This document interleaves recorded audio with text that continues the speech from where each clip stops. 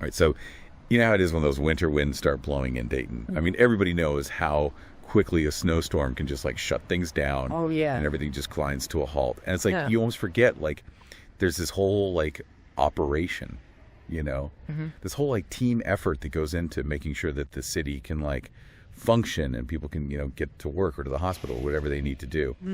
Well, today we're going to do a deep dive into how Dayton handles snow removal. You guys send us some amazing material from the city's website and their Dayton Delivers app. We're going to like break it all down. Yeah. So, you know, it's really interesting stuff because it's a lot more than just like sending out plows when it snows. There's so much planning and preparation and, you know, like just like constant monitoring and adjustment based on like the conditions and stuff. So I guess like the first thing is, you know, when the snow does hit, where do they even begin? I mean, Dayton's a pretty big city. Yeah. Yeah. So like the first thing they do is they send out like over 60 snow plows and salt trucks. Like all at once, they hit the streets. They've got this whole system they use called a tiered system where they basically tackle the most critical routes first. So they've got like main arteries. Like Main Street. Yeah, exactly. Yeah. Main Street. Salem Avenue. Salem Avenue, Smithville Road. All those places that you really can't shut down. Yep. The ones that you got to keep open no matter what. Makes sense. Yeah, they're like the backbone of the city. So that's their first priority. They call those the priority 1 routes. And it's not just the roads themselves, right? They also have to pay extra special attention to bridges and overpasses because those are the ones that tend to like ice over first, you know?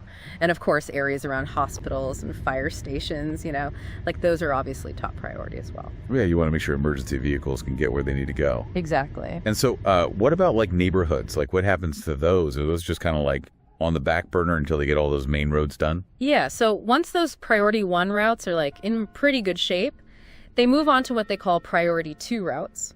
So these are the ones that connect those major roads to residential areas. So like streets like Wayne Avenue, Patterson Road, Gettysburg Avenue. So it's like they're working their way out from the center. Yeah, exactly. It's like a ripple effect. And then once those priority 2 routes are done, that's when they finally get to the smaller residential streets. And that's like priority 3 or whatever. Exactly, priority 3. And you know, those residential streets are actually the last ones to get plowed.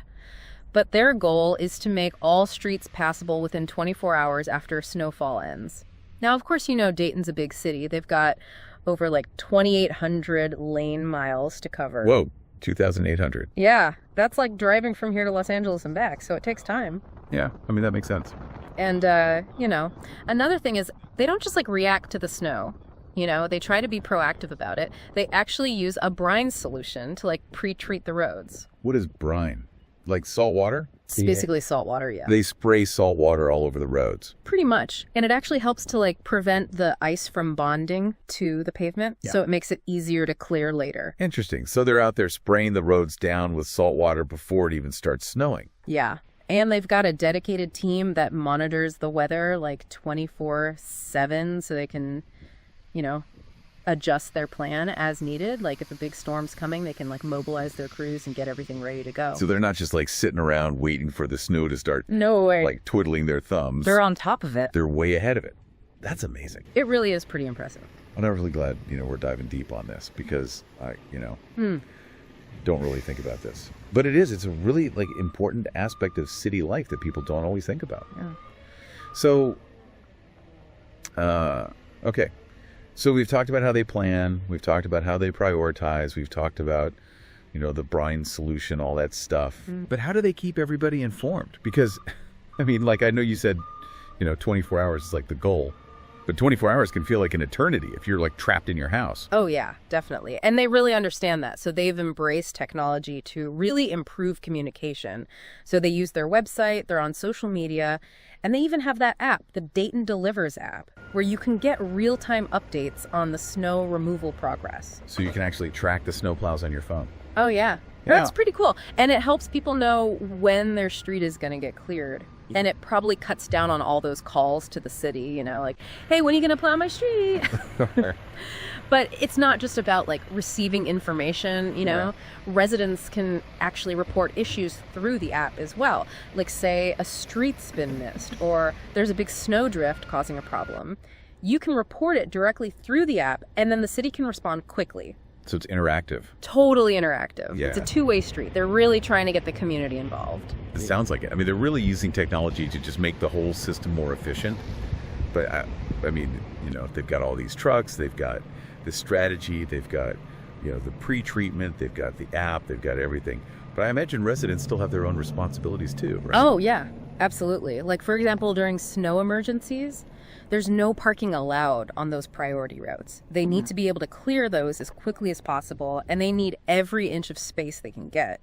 Yeah, it makes sense. I mean, you don't want to be that guy who's like, got his car parked right in the way of the snowplow and gets like totally buried. Exactly. Okay, so no parking on the emergency routes during emergencies. What else do people need to keep in mind? Well, don't forget about sidewalks. In Dayton, it's the homeowner's responsibility to clear their sidewalks within 24 hours after the snow stops, It's just a matter of keeping things safe and accessible for everybody. So if you've got elderly neighbors or people with disabilities, they can get around safely.